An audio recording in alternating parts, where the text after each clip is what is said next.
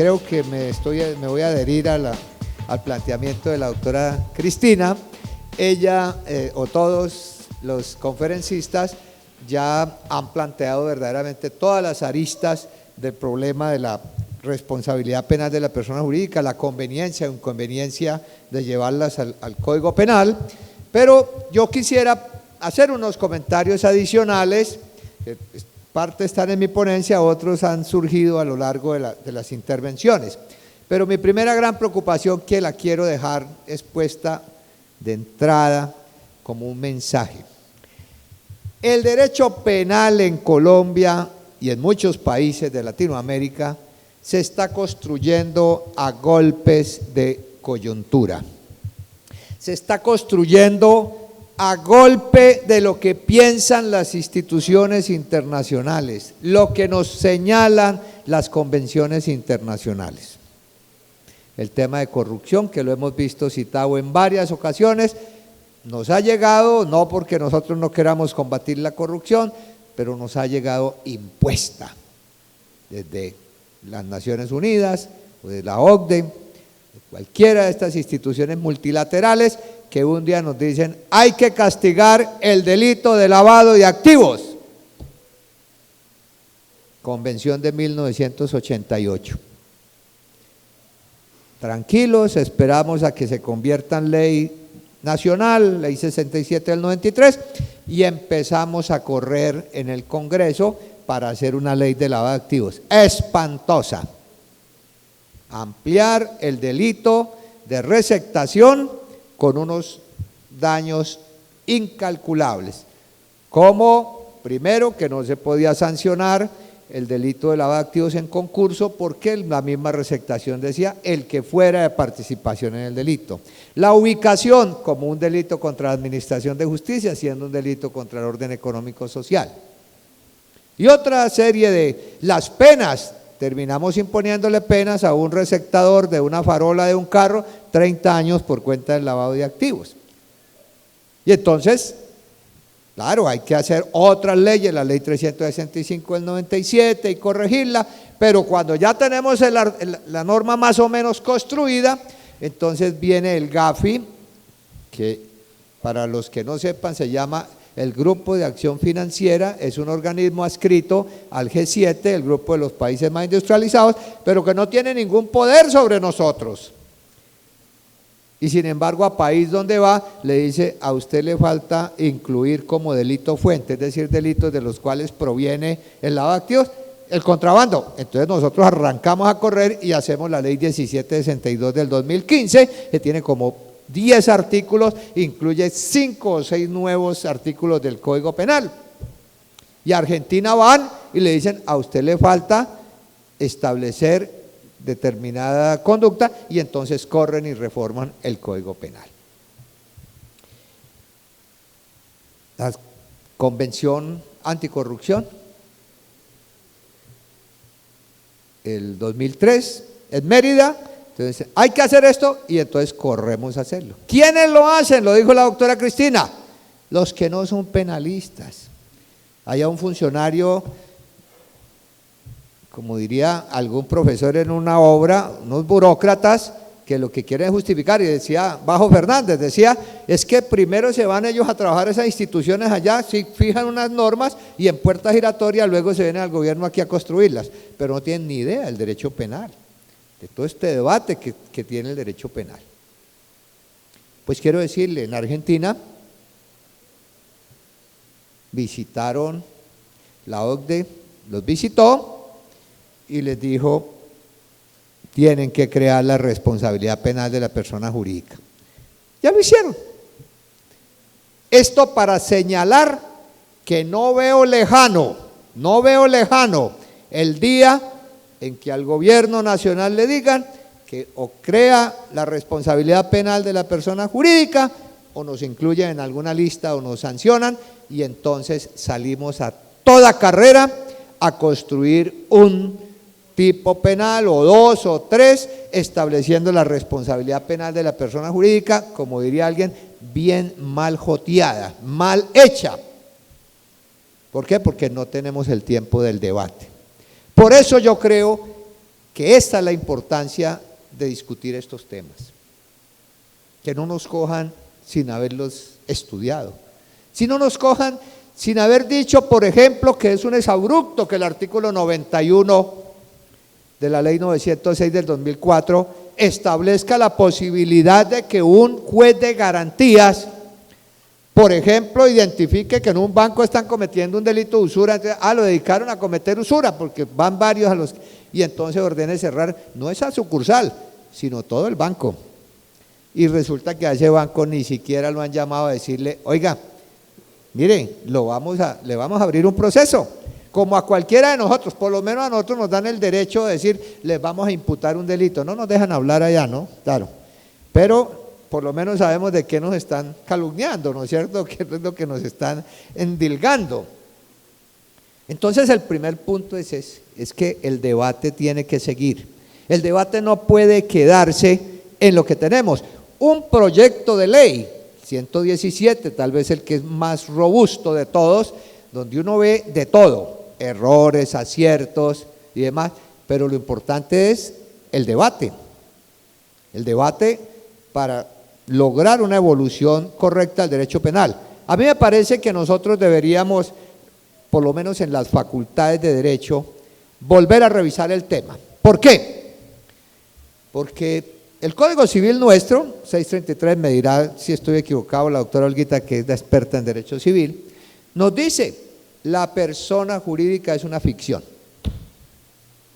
Y entonces de ahí se pegaron, para seguir lo dicho por Savigny hace mucho tiempo, que la persona jurídica no puede pensar, no siente, no tiene afectos, y entonces no puede cometer delitos. En mi época de estudiante, que va siendo ya lejana, lo miro ya con melancolía, cuando uno hacía esta pregunta, el profesor le contestaba, el de penal, societas delinquere non potesse. Calladito, no más porque esa es la verdad. Y todavía encontramos a quienes en esa forma nos lo dicen, como si el mundo no hubiese avanzado. Todavía recuerdo cuando se estudian los delitos económicos, dicen siglo XVIII, finales, principio del XIX, empieza a pensarse que no es suficiente un código penal que está construido para sancionar los delitos de esa época, el homicidio, el hurto, el bandidaje, que era lo que había, al asaltarse en las carreteras, los parajes, eso eran los delitos, y por eso era que había, es que un delito de los cuatreros, había uno, ¿cierto? No, ese derecho penal empezó a hacer mella. ¿Por qué? Porque los administrativistas, los mismos estudiantes de derecho administrativo decían, el derecho administrativo no presta garantías. ¿Por qué? Lo explicó Carlos con mucha solvencia. Responsabilidad objetiva, basta comprobar el nexo entre la conducta y lo señalado en la ley y lo condenamos.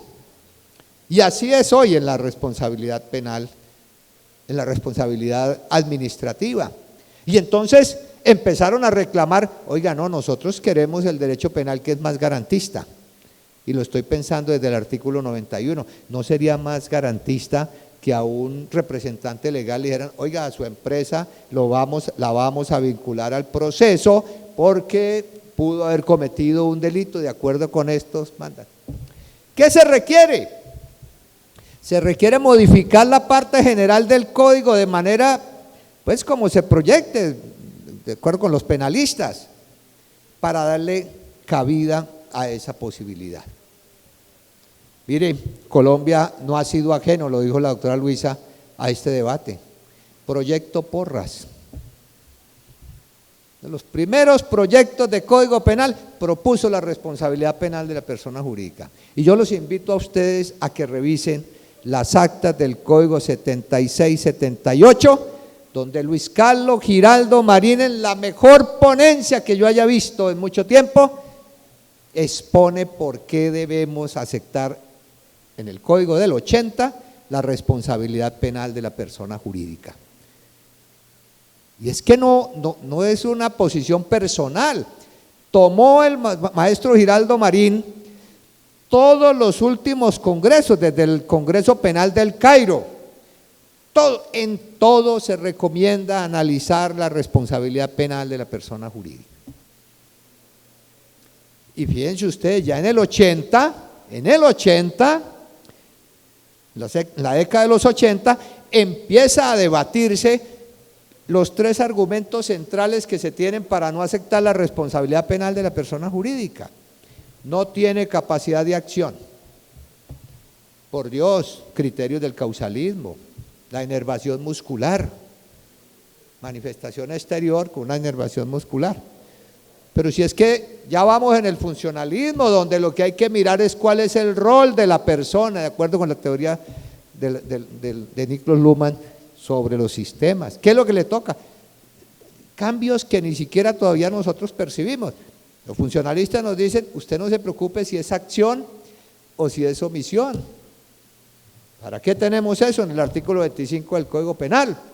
Si al fin y al cabo da lo mismo abrirle la puerta al preso para que se huele que dejársela abierta. ¿Cuál es la función? Entonces, un artículo muy importante publicado en el Derecho Latinoamericano de Jessy Reyes muestra cómo las posturas de acción han cambiado tanto que ya hoy la persona jurídica, esa no sería obstáculo para que la persona jurídica llegara. Es que no puede obrar con culpabilidad,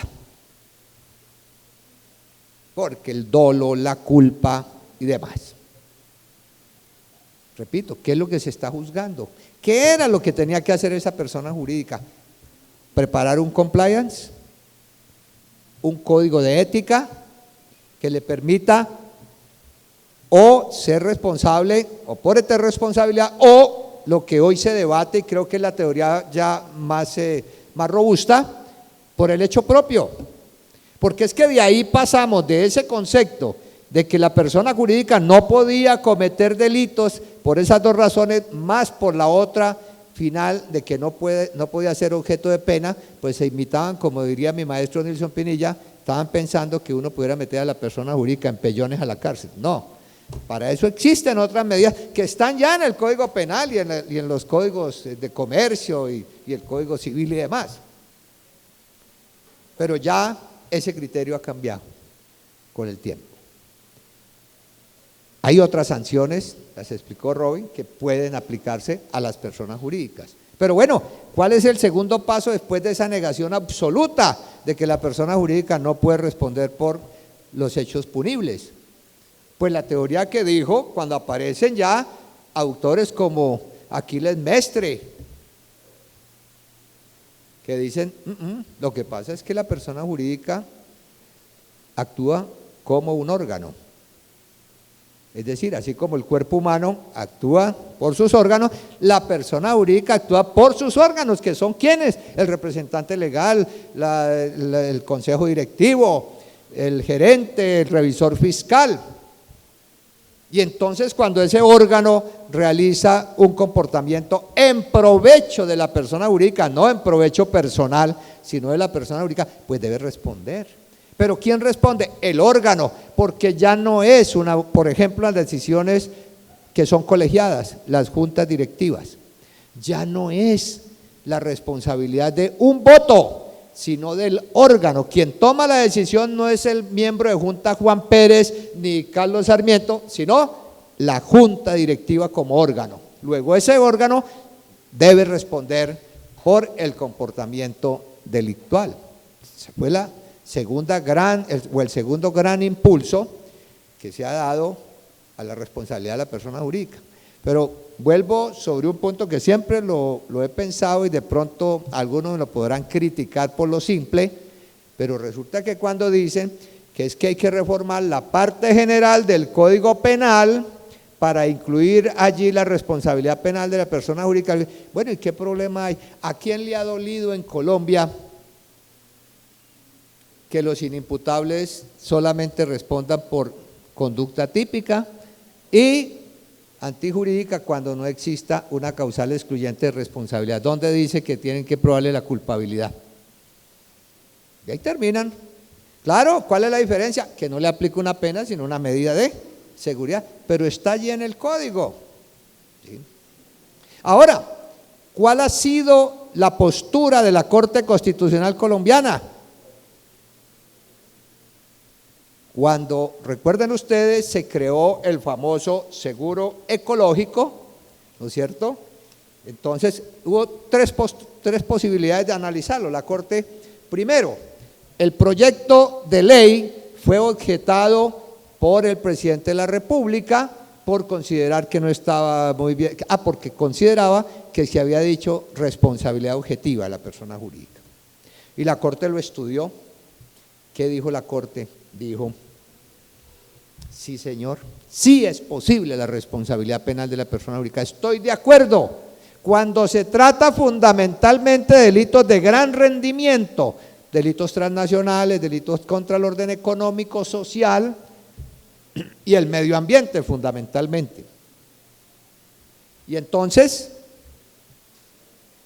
declaró la inexequibilidad, pero únicamente de lo que donde decía responsabilidad objetiva. Claro, porque era un exabrupto establecer la responsabilidad penal de las personas jurídicas desde el punto de vista de responsabilidad objetiva.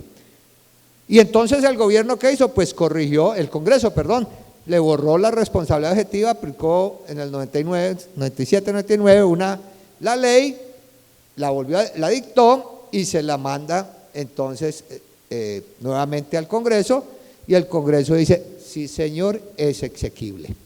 Es decir, aceptó la responsabilidad penal de la persona jurídica. Y en unos párrafos muy extraordinarios, ¿no? Unos párrafos que realmente son importantes, donde dice, con todo esta delincuencia que ha crecido tanto en materia económica, además, es importante tenerlo. Pero ¿qué pasa luego? Que una ciudadana demanda la norma con toda razón, porque dice, lo que aquí se señaló por Robin, no está el procedimiento, ¿cómo las vamos a juzgar? Claro, elemental. Entonces la Corte se pega de allí para decir, sí, tiene razón, evidentemente hay que establecer un procedimiento, y además la Corte dice, aquí se viola el principio de legalidad, en la medida en que no se dijo cuál es el alcance de las penas, cuál era qué pena era, digamos, cuántos meses o cuánta plata o cómo era el tema. Y segundo, también era un tipo penal muy abierto, donde se violaba el principio de certeza que reclama el Código Penal.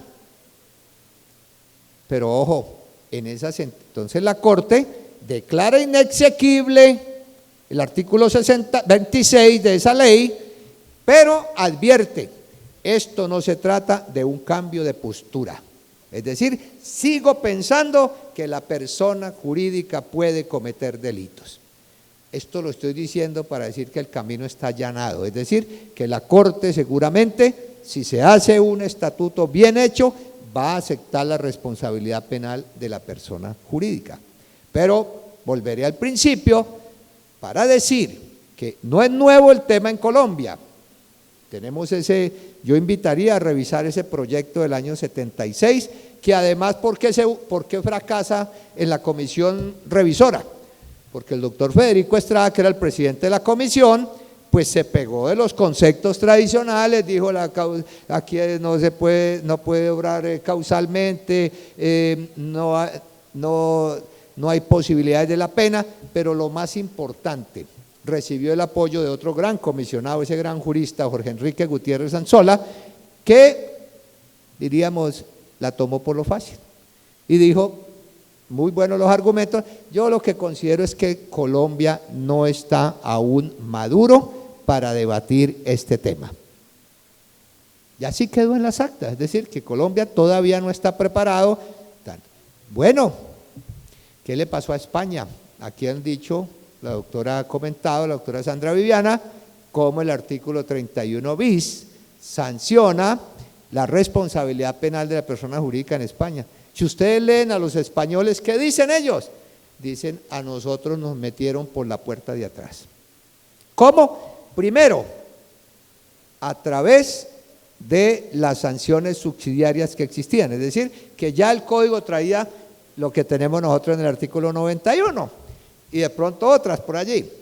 Y segundo, a través de algo que poco hemos tocado, la responsabilidad, el responder por otro, que está en el Código Penal también nuestro, en el artículo 30, ¿no es cierto?, cuando habla de que una persona que no tiene la calidad, las condiciones, no sé qué, pero realiza un hecho típico donde se reúnen las características, puede responder por el otro. Básicamente el alzamiento de bienes es el ejemplo que se da, ¿no es cierto?, pero bien podría ser que se llame a responder por otro, es un poquitico cuando se dice que el órgano está obrando en nombre de la persona jurídica. Pero yo me afilio totalmente a la tesis de Gómez Jara, cuando dice que lo que hay es una responsabilidad por el hecho propio, es decir, que la persona jurídica, si no se organiza bien, y fíjense que esto forma parte de los deberes negativos, cuando uno crea una empresa, pues su primer deber es organizarse de tal manera que no le cause daño a otro, es decir, de ahí surge esos delitos ordinarios, esos delitos comunes, empezando por la constitución. ¿Qué tal cuando decido constituir una persona jurídica en Panamá para lavar activos únicamente? ¿Sí? Entonces, no solamente la persona jurídica puede estar en favor o en su provecho, sino que se construye para eso. Jóvenes, todos los días se crean en Panamá 120 empresas ficticias, todos los días. Los abogados que ya son abogados y notarios tienen unos estantes y hacen todos los días una o dos escrituras, creando una sociedad.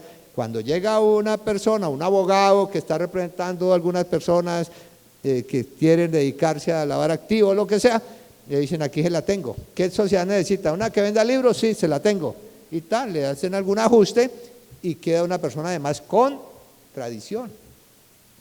Entonces termino diciendo que justamente es en los delitos económicos en donde se facilita más que la persona jurídica sirva para cometer delitos. Inclusive un banco, cuando cobra intereses por encima de lo autorizado, cuando comete usura, ¿en favor de quién es eso? ¿Del gerente que cobró? No, del banco es el que está. O cuando se ordena utilizar recursos captados del público, que está sancionado en el artículo 314 del Código Penal. ¿Quién es el beneficiario? Cuando compran otro banco, cuando compran otra compañía de seguros con la plata del público. Pues sencillamente la entidad. Cuando usan información privilegiada para obtener un provecho. Cuando se exporta ilícitamente, es decir, cuando se viola el artículo 310, se simula una exportación o una importación. ¿A quién beneficia? A la empresa. Entonces, el otro argumento que se ha dado siempre es que cuando usted sanciona, por ejemplo, al banco, usted está sancionando a los minoritarios, a los accionistas que no tuvieron que ver con la decisión. Y yo pregunto, ¿y cuando ganan plata? Y cuando hay dividendos y tal, ellos preguntan: oiga, el chiquito no hizo nada, ya se fue y se recibió. No, uno recibe o lo bueno o lo malo, porque para eso tiene la opción de elegir una junta directiva. Y entonces ahí es donde empieza a responder por el hecho propio también. De tal manera que creo que estos delitos económicos demandan ya la posibilidad de estudiar a fondo el tema y que se redacten esas normas por penalistas. Yo tengo una historia que es cuando apareció el decreto 2920 de 1982, que fue la creación de los delitos financieros después de la crisis que generó las actuaciones indebidas de Jaime Mikkelsen y su grupo. En 2 horas, decía mi maestro Cancino, hicieron una ley. Claro, el decreto 2919 declaró la emergencia económica y el decreto 2920 creó un estatuto para protección del sistema financiero. Primero, normas generales. Segundo, nacionalización de la banca. Y tercero, los delitos. Crearon 3 delitos. Y resulta que por error de alguno de esos personajes le pusieron al decreto de emergencia económica hora, las 10 de la noche. Entonces decía mi maestro Cancino: estos sí son unos sabios, en 2 horas redactaron casi que un código penal, ¿sí? Entonces, a mí me pusieron varios amigos la tarea de averiguar quién se había inventado eso, ¿no? Y yo, claro, yo fui y le pregunté a todos mis maestros, a los que yo creía: oiga, doctor, usted, no, yo no sabía de eso, y el otro tampoco. Escarbé tanto con tiempo que me quedaba, ustedes saben, los pensionados desayunan y quedan desocupados, entonces me fui a buscar hasta que un día logré encontrar, donde confesaba el señor superintendente bancario, el doctor Tavares, que eso lo había hecho él en una convención. Dijo, sí, esto nos tocó legislar en una noche. Claro, ¿qué fue lo que hicieron? Pasar las normas de derecho administrativo a derecho penal y cambiarle donde decía multa, ponerle una pena, sin hacer los análisis, el tamiz necesario de lo que debe ser el derecho penal. La última ratio, pero ¿por qué? ¿Cómo se va a hacer? Entonces, insisto en que la importancia de estas jornadas es haber puesto sobre la mesa, ponerlos a pensar a todos ustedes, y seguramente ahora que escribamos nuestros artículos profundizaremos en muchos temas, pero pensar en lo que significa para un país dar los debates de las grandes reformas y no esperar a que por una orden o por una recomendación de una institución internacional, un ente intergubernamental, pues nosotros tengamos que en 2 o 3 días, como se acostumbra en el Congreso, pupitrear una ley y después todos los penalistas sufrir las graves consecuencias de legislaciones hechas, como diría también mi maestro Cancino, por un legislador mal comido y mal dormido. Muchas gracias.